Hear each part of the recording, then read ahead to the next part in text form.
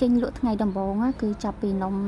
1 2 3តែដល់ពេលលក់យូរៗទៅធ្វើវីដេអូខ្លួនឯងផងធ្វើជាអ្នកលក់ផងធ្វើជាអ្នកផ្សព្វផ្សាយហើយធ្វើទីផ្សារខ្លួនឯងទៀតហើយឥឡូវគឺដាច់នំបានច្រើនមែនតែនគឺនំរបស់យើងគឺចូលម្ដង100នំ50នំអីចឹងបងប្អូនគឺមួយថ្ងៃអស់ហើយ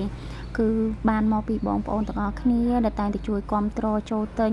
ហើយជាពិសេសហ្នឹងគឺរសជាតិគឺនៅដដែលបងប្អូនទោះបីជាលក់ដាច់យ៉ាងណាក៏ដោយគឺខាងខ្ញុំអាចរក្សានៅគុណភាពនិងរសជាតិជាពិសេសគឺអនាម័យតែម្ដងហើយភ្ញៀវគឺគាត់តែងតែរងចាំថ្ងៃនេះផងដែរពិតជាអរគុណមែនទែនសម្រាប់អតិថិជនទាំងអស់គ្នាតែងតែជួយគាំទ្រខ្ញុំធ្វើហាងតាំងពីហាងតូចដែលយើងដែលធ្វើលក្ខណៈគ្រួសារលក់នៅមុខផ្ទះធម្មតាតែឥឡូវគឺយើងកំពុងតែព្យាយាមធ្វើឲ្យវាមើលទៅមានភាពតាក់ទាញដើមពីបាតដៃតទេឥឡូវគឺយើង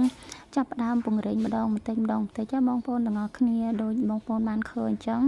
គឺយើងចាប់ផ្ដើមធ្វើនេះដោយសារតែគ្រួសារគាត់ជាជាងស្រាប់ពេកចឹងទៅគឺយើងសន្សំលុយម្ដងតិចយកមកកែលម្អអញ្ចឹងណាបងអូនដោយសារតែជាអ្នកលក់តែងតែពង្រីកខ្លួនឯងអ្វីដែលយើងចង់ស្រឡាញ់គឺจะត្រូវតែព្យាយាមបងប្អូនទាំងអស់គ្នាហើយខ្ញុំពិតជាអរគុណធំសម្រាប់ការគាំទ្របងដែលតែងតែស្គាល់ខ្ញុំតាម TikTok តាម Facebook ជាពិសេសគឺ YouTube តែម្ដងគឺមួយតែងតែជួយទិញជួយគាំទ្ររហូតមិនថាតិចមិនថាច្រើនជាពិសេសគឺពេលដែលហាងយើងកំពុងតែរៀបចំអីចឹងណាបងអូនតែវាមានភាពញ៉ៃវាមិនសូវជាមើលទៅតាក់ទាញអញ្ចឹងគាត់បងគាត់នៅតែចូលទិញនៅតែជួយគាំទ្រជាពិសេសគឺកំងនំម្ដង3 4អញ្ចឹងណាបងអូនគឺខ្ញុំជាអ្នកលក់ពិតជាសប្បាយចិត្តមែនតែនហើយដោយដែលបានប្រាប់អញ្ចឹងគឺខ្ញុំកំពុងតែផ្អាកទទួលបង្រៀនសិស្សអត់តាន់ទទួលបង្រៀនទេបងអូនដោយសារតែយើងកំពុងតែរៀបចំហាងសាដើមពេលអញ្ចឹងគឺយើងផ្អាកទទួលសិនតែដល់ពេលហាងរបស់យើងរៀបចំសាជាថ្មី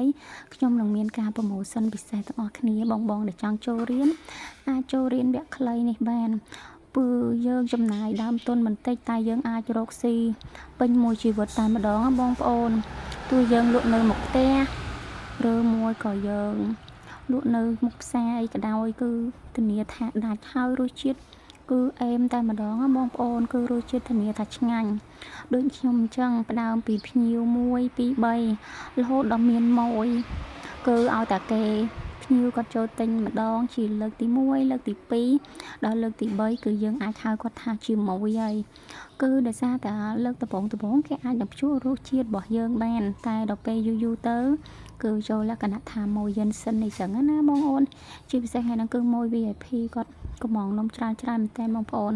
ហើយមួយរយៈមុនគឺខ្ញុំអត់សូវបានចេញវីដេអូដោយសារតែរវល់លក់ពេកបងអូនអើយដៃតែមួយហើយគុណសិស្សគាត់បានចេញទៅបើកន្លែងខ្លួនឯងអញ្ចឹងណាហើយយើងគឺនៅលក់ម្នាក់ឯងហើយខាងខ្ញុំនេះគឺមានភ្លៀងមានអីចឹងទៅភ្លៀងផងភ្ញៀវចូលទិញទាំងភ្លៀងទាំងអីទៀតនិយាយទៅគឺអ្នកលក់សប្បាយចិត្តមែនតែនមានអ្វីក្រៅពីអរគុណអញ្ចឹងណាបងអូនហើយនំរបស់យើងគឺលក់ទាំងភ្លៀងទាំងអីហ្មងបងប្អូនគឺភ្ញៀវគាត់ចូលទិញគាំទ្រខ្លាំងមែនតែនគាត់និយាយថារសជាតិគាត់អាចទទួលយកបានហើយជាពិសេសហ្នឹងគឺទឹកជ្រលក់របស់ខ្មែរយើងទៀតបងប្អូនហើយយើងប្រើសិតតែផលិតផលខ្មែរយើងទាំងអស់តែអញ្ចឹងរសជាតិគឺអាចនឹងឆ្ងាញ់ជាងមុនគុណដុតទ្វេដងណាបងប្អូនដូចតែបានបញ្ជាក់អញ្ចឹងគឺទឹកជ្រលក់យើងទឹកម្ទេសទឹកប៉េងប៉ោះយើងប្រើផលិតផលខ្មែរហើយសាច់នំនេះផងដែរគឺធ្វើដោយកូនខ្មែរសុទ្ធអរគុណជម្រាបលាបងប្អូន